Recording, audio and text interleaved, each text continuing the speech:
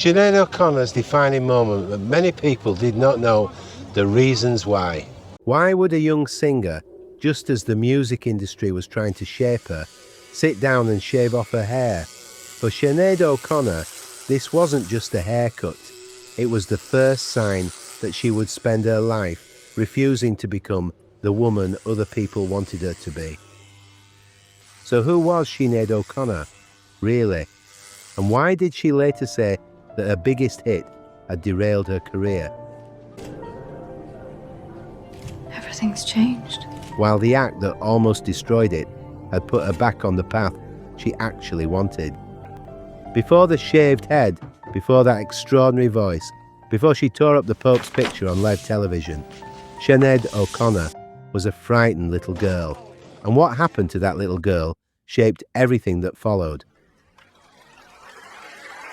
And at the end of this film, I'll take you here, to Sinead O'Connor's final resting place, footage I recorded myself and have never shown before. Sinead Marie Bernadette O'Connor grew up in Dublin, and when she eventually spoke about her childhood, she didn't make it comfortable. She described severe physical and emotional abuse by her mother, Marie. She remembered being frightened of going home, being told she was unwanted, and being forced to repeat the words, "I am nothing." Sinead said that after hearing something like that often enough as a child, you begin to believe it, but her feelings towards her mother were not simple. She could describe terrible cruelty and still speak about desperately missing her. Love and anger, fear and longing. For Sinead, those emotions never seem to have separated completely. Years later, Sinead said she missed being able to put her arms around her mother and tell her that she loved her. She even spoke about wishing she could somehow have cared for the woman who had hurt her. As a girl, Sinead once went to see a priest because she believed herself to be a bad person. He asked what she might like to do with her life. She told him she liked singing, and he told her that someone who sings prays twice. For a woman who would spend much of her life wrestling with religion and searching for God, that idea would remain remarkably close to the centre of her story. By her early teens, Sinead was getting into trouble, particularly for stealing. At 14, she was sent to Grianán, a residential training centre run by a Catholic order. The institution had historical links with Ireland's Magdalene laundry system.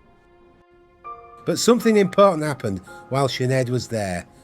A nun encouraged her music and bought her a guitar. Sinead learned songs, she entered competitions, she busked, and another identity gradually began to emerge. Music didn't erase what had happened to her, but it gave her somewhere else to put it. Years later, when Sinead was asked what treatment she had received for the wounds of childhood, her answer was remarkably simple: music. Then, while Sinead was still a teenager, her mother was killed in a car accident. Whatever possibility remained of repairing that complicated relationship disappeared with her, and at almost the same time, Sinead's other life began accelerating. Music was about to take her out of Ireland, and eventually around the world.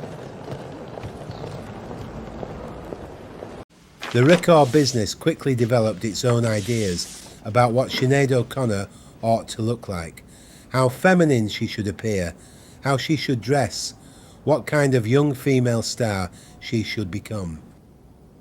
One executive wanted her to grow her hair. Sinead did the opposite, she shaved it off. What became one of the most recognisable looks in music wasn't created by a marketing department, it was a rejection of one. Later, Sinead revealed another layer to that decision. She said that when her hair grew longer, she could see more of her mother in her own reflection. Keeping it short helped create distance from that resemblance, defiance, identity, control, and the right to decide for herself who Sinead O'Connor was going to be. Her first album, The Lion and the Cobra, arrived in 1987. 3 years later came the recording that changed everything, Nothing compares to you. Prince had written the song years earlier and it had already been recorded by the family, but Sinéad's version became something completely different. The arrangement left enormous space around her voice, and the video stripped almost everything else away. For much of it, there was simply her face, then came the tear, one of the most famous images in music video history. Most viewers probably assumed she was thinking about romantic heartbreak. She wasn't. She was thinking about her mother. Suddenly, one of the most famous love songs of its era becomes something else entirely. The little girl who had desperately wanted her mother's affection, singing about absence, and millions of people feeling something that came from a wound much older than any romance. The record became a worldwide #1. Sinéad had reached the place thousands of musicians spend their lives chasing, and she discovered she wasn't particularly comfortable there. She later said she hadn't really set out to become a pop star. She felt she didn't fit the mold. She was, as she put it, more of a punk. Religion was never easy for Sinéad. She was always searching for God, questioning the church, trying to understand. The struggle, it stayed with her for all of her life, really. October 1992, Saturday Night Live. Sinéad performed Bob Marley's War, changing parts of the performance to focus attention on child abuse. At the end, she produced a photograph of Pope John Paul II. She tore it apart and told viewers to fight the real enemy. The reaction was immediate, but there was something almost nobody watching that night could possibly have known. That photograph wasn't randomly chosen. It had belonged to her mother. Sinéad had kept it after Marie died. To Sinéad, the photograph had come to represent what she saw as silence, hypocrisy, and the protection of powerful institutions. She later explained that she was trying to draw attention to child abuse. And one distinction matters. Sinéad was not saying that she herself had been sexually abused by a priest. She was speaking as someone who described severe abuse within her own family and who believed children were being failed and silenced by powerful institutions. Whatever people thought of her method, it wasn't random. She had planned it, and she later said the purpose was to create discussion. The backlash was enormous. She was condemned in the press.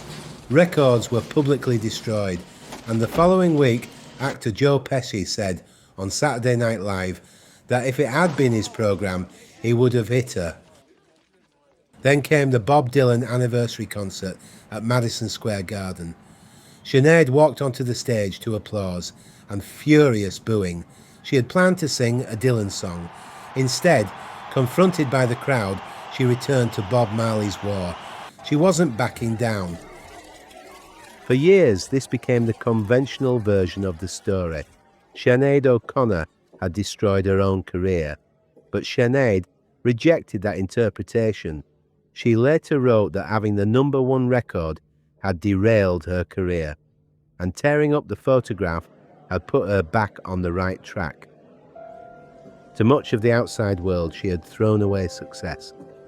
To Sinéad, she may simply have escaped somebody else's definition of it. And this is where another myth needs correcting. Sinéad O'Connor's career did not end in 1992. She continued making records for decades. Traditional Irish music, reggae, spiritual material, protest songs, and later contemporary songwriting. Her spiritual life was equally difficult to place inside a neat box. She fiercely criticised the Catholic hierarchy, yet she never stopped searching for God. Later, she embraced Islam and took the name Shuhada Sadakat. From the outside, the changes could appear contradictory, but Sinéad's argument had never simply been against faith. It was against what she believed people and institutions could do in the name of faith. And underneath everything, she kept singing. Away from the music and public controversy, there were periods when Sinéad's life became extremely difficult. Different psychiatric diagnoses were attached to her at different times, and she later questioned some of them. So there is no reason for us to diagnose her retrospectively. What matters more is what Sinéad herself said. She described living with complex post-traumatic stress disorder connected with her childhood. In 2015, she underwent a hysterectomy. She later said the abrupt surgical menopause that followed contributed to a severe deterioration in her mental health. There were hospital admissions and periods of suicidal crisis. In 2017, alone in a motel room in New Jersey, Sinéad recorded a video on her phone and posted it publicly. She was clearly in severe distress. She said she was fighting to stay alive. She wasn't performing, she was asking for help. What she remembered afterwards was something much simpler. People, nurses sitting with her, talking with her, refusing to leave her alone. Human beings making sure another human being wasn't abandoned. And that brings us back to her answer about the wounds of childhood. Music. For many singers, music is a profession. For Sinéad O'Connor, it seems to have been something closer to survival. Sinéad had 4 children. Then, in January 2022, came a loss that overwhelmed almost everything else. Her 17-year-old son Shane went missing. Sinéad publicly appealed for him to come home. He was later found dead. He had taken his own life. Her grief was devastating. She cancelled performances. At points she sought hospital treatment during periods when she feared for her own safety. She described Shane as the love of her life, the lamp of her soul. But we should be careful not to tell Sinéad's final chapter backwards from her death, because despite that grief, she was still planning a future. She returned to London, she was working on another album, and she spoke about touring again. There was enormous grief, but there were plans as well. In March 2023, Sinéad made one of her final major public appearances. Her album, I Do Not Want What I Haven't Got, received the inaugural Classic Irish Album Award at the RTE Choice Music Prize. After decades of controversy, she walked onto a stage in Dublin and was met with an enormous standing ovation. And characteristically, she didn't make the moment entirely about herself. She dedicated the award to refugees living in Ireland. For once, there seemed to be no argument. On the 26th of July 2023, Sinéad O'Connor was found unresponsive at her home in South London. She was 56. Because of her previous mental health crises and the devastating loss of Shane, speculation inevitably followed. But the medical facts matter. Sinéad's death was subsequently ruled to have been from natural causes. Her death certificate recorded an exacerbation of chronic obstructive pulmonary disease and bronchial asthma, together with a low-grade lower respiratory tract infection. Her grief was real, her previous crises were real, but neither should be turned into a cause of death that the medical evidence did not establish. When Sinéad died, thousands of people came onto the streets of Bray to say goodbye. Her funeral cortege travelled along the seafront, past the home where she had once lived. People applauded, flowers were thrown, reggae played, and people began singing the song that had once carried her voice around the world. Nothing compares to you.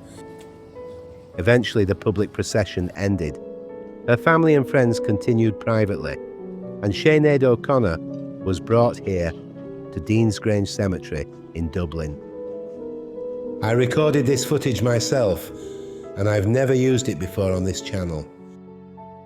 For much of Sinéad O'Connor's life, Other people tried to decide what she was. Pop star, troublemaker, protest singer, religious rebel, mental health story, scandal, icon. Each of those descriptions captured something. None of them captured the whole person. What will Sinéad O'Connor be remembered for? Will it be the controversy, the protest, or the phenomenal voice? Well, I personally think it'll be everything, really, because she never really separated herself from the artist. She delivered true to herself, whether people liked it or not, and that's what I think she'll be remembered for. And today I'm outside Deansgrange Cemetery, just outside Dublin, to find the final resting place of Sinéad O'Connor, the wonderful musician, songwriter and activist. Let's go in and find it. I know it's very close to the entrance. I haven't been there. I never do go there until you go there with me. That's the truth. I parked up, but I haven't seen it yet. I was watching a documentary last night about her, which I always do, and read about them. So often I know these people, but I learn more. She was a very, I don't know, I found it quite dark. I mean, she was a wonderful songwriter. I mean, the professional people thought she was amazing. And Nothing Compares to You was the big hit that she had, which was actually written by Prince. But she said she felt a connection to it, and so it meant something to her, even though she didn't write the lyrics in the song. And of course, it was very haunting with the cropped hair and the black and white and the starkness of it all. So yeah, very impactful song, and renowned by many musicians, professionals, as a wonderful artist.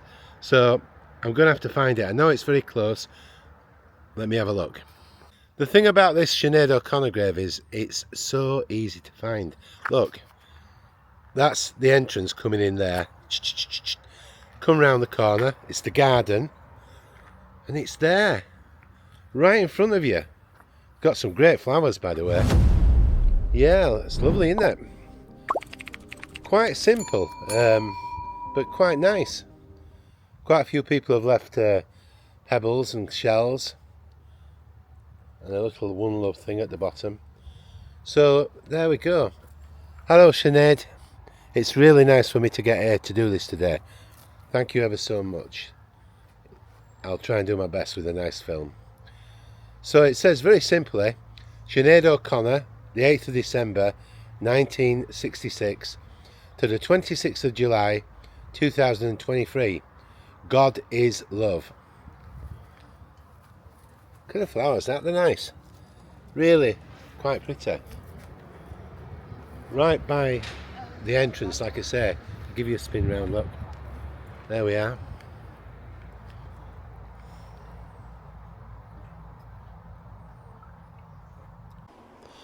Thank you, Sinéad. I think in a way that kind of highlights the fact that when people become rich and famous, it doesn't always buy them happiness, because it adds to pressure sometimes, depending how they look at it. And sometimes people like you and me that live a normal, shall we say, simpler life, maybe we're the lucky ones. And I've said this so many times now, it's becoming a broken record, but health is wealth, and you want to remember that. And let's enjoy the day.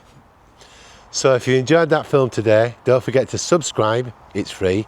Give me a thumbs up and a comment, because I do love the comments, and I say it at the end of every film, because I do, and I reply to everybody that I can. And if I miss you, it's just because I've made a mistake, and you know, everybody does occasionally. But please write in and talk to each other. It's great, and there's some wonderfully interesting ones. So bye from me, Alan, today. I'll see you all soon on Motor on Beep Beep. Bye bye everyone, bye.